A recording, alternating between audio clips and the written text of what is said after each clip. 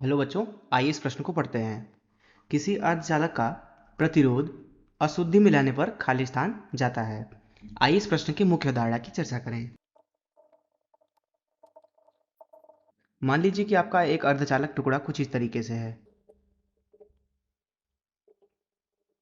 जिसकी लंबाई हम मान लेते हैं L है, तथा जो इसका ये पट्ट क्षेत्रफल है, हम इसे बोल लेते हैं कि यह A है। ऐसी दशा में मान लीजिए हम इसको एक V विभव से बायसित कर देते हैं। बायसित करना अर्थात इस अर्धचालक को एक बैटरी से जोड़ देना।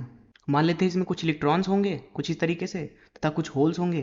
तो जो इलेक्ट्रॉन होंगे वो कुछ इस तरीके से इधर की तरफ भागेंगे, तथा जो होल होंगे वो कुछ इस तरीके से इधर की तरफ भागेंगे।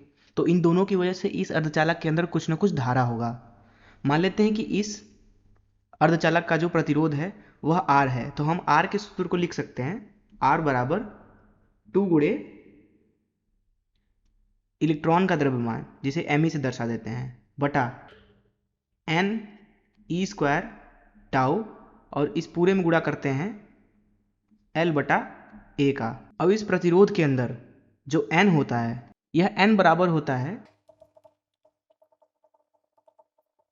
वैद्युत वाहकों की संख्या बटा ये संख्या कितने आयतन में मौजूद है। मान लीजिए उसे V से हम दर्शा देते हैं, और इस n को लिखा जा सकता है क्योंकि यहाँ पे कुछ अंदर होल भी हैं और कुछ इलेक्ट्रॉन भी हैं, और ये होल और इलेक्ट्रॉन दोनों ही वैद्युत वाहक की तरह यहाँ पे काम कर रहे हैं।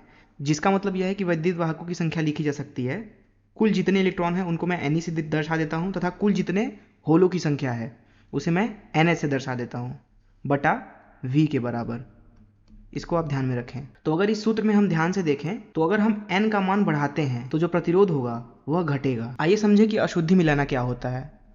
मान लीजिए कि आपके पास में एक सिलिकॉन, जिसका परमाणु क्रमांक जो होता है वो 14 होता है, अर्थात इसका इलेक्ट्रॉनिक विन्यास 284 होगा, जिसका मतलब है कि इसके सबसे बाहरी कक्ष में 4 इलेक्ट्रॉन हैं, जो कि आप यहाँ पे देख सकते हैं कि इस सिलिकॉन और इस सिलिकॉन के बीच में यह एक बंध बन रहा है, जिसमें एक इलेक्ट्रॉन तो इसका है और दूसरा इलेक्ट्रॉन इसका है। अब मान लीजिए कि इस शुद्ध अर्धचालक जो कि सिलिकॉन से बना हुआ है, इसमें हम एक पंचसंयोजी अशुद्धि मिला देते हैं।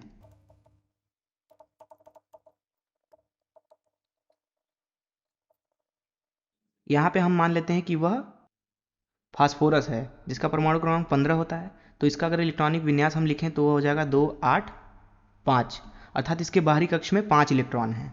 अर्थात अगर हम पी को बनाना चाहें तो वो कुछ इस तरीके से होगा, 1 2 3 4 और ये 5वां इलेक्ट्रॉन। तो जब इस 4 संयोजी वाले तत्व में, जो कि एक अर्धचालक है, हम एक पंच संयोजी तत्व मिला देते हैं। मान लेते हैं यह हमारा पी है। तो क्योंकि इस पी के पास में 5 इलेक्ट्रॉन हैं, 1 2 3 4, और ये 5वां इलेक्ट्रॉन यहाँ पे है, तो 4 इलेक्ट्रॉन तो सिलिकॉन के साथ बंध बनाने में प्रयोग हो जाएंगे, किंतु जो 5वां इलेक्ट्रॉन होगा वह बंध बनाने में प्रयोग नहीं हो पाएगा। इसका मतलब यह है कि यह अर्धचालक के अंदर मुक्त हो जाएगा। अगर आप इस स्थिति को देखें तो यहाँ पे कोई भी एक इलेक्ट्रॉन मुक्त नहीं है, जबकि जब हम यहाँ पे अशुद्धि मिला दिए तो हमें एक अतिरिक्त इलेक्ट्रॉन, जो कि एक मुक्त इलेक्ट्रॉन है, वह हमें मिल जाता है। जिसका मतलब यह है कि अगर हम n का मान देखें तो n का मान यहाँ पे बढ़ गया, क्योंकि यहाँ पे अर्धचालक के अंदर नए इलेक्ट्रॉन की संख्या बढ़ गई, अर्थात n बढ़ गई। जिसका मतलब यह है कि अगर एक अर्धचालक के अंदर अशुद्धि मिलाए जाए तो उसमें चार्ज वाहकों की, अर्थात आवेश वाहकों की संख्या बढ़ जाती है। और होगा इससे ये, अगर हम पीछे देखें तो प्रतिरोध के सूत्र में n नीचे है, अर्थात प्रतिरोध का मान ऐसी स्थिति में घट जाएगा। अब मान लीजिए कि हमारे पास में वही शुद्ध अर्धचालक है जो कि सिलिकॉन से बना हुआ है, किंतु अब हम इसमें कुछ नए तरीके की अशुद्धियां मिलाते हैं।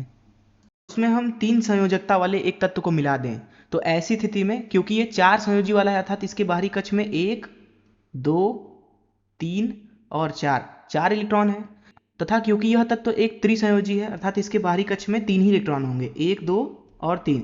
जिसका मतलब है कि यह एक जो बंध बनना था उसमें एक जगह इलेक्ट्रॉन की खाली हो जाएगी। अब इस खाली जगह को हम बोलते हैं कि यह एक होल है। इस होल को एक धनात्मक आवेश की तरह समझा जाता है, तथा होल एक आवेश वाहक होता है। अर्थात जब यह होल इस अर्धचालक के अंदर गति करेगा तो यह भी धारा को बनाएगा, जिसका मतलब यह है कि यहाँ पे अगर हम n का सूत्र लिखें तो Ne प्लस NH बटा V। अब क्योंकि यहाँ पे NH अर्थात होल की संख्या बढ़ गई, जिसका मतलब यह है कि n बढ़ गया। अब अगर हम पीछे के सूत्र से देखें तो पुनः R का मान घट जाएगा, अर्थात यहाँ पे प्रतिरोध का मान घटेगा। जिसका मतलब है कि हम यह कह सकते हैं कि जब एक अर्धचालक के अंदर अशुद्धियाँ मिलाई जाती हैं तो उसका प्रतिरोध घटता है। अतः यहाँ पे हम लिख सकते हैं कि किसी अर्धचालक का प्रतिरोध अशुद्धि मिलाने पे घट जाता है। मैं आशा करता हूँ कि आपको इस प्रश्न का हल जरूर समझ में आया होगा। धन्यवाद।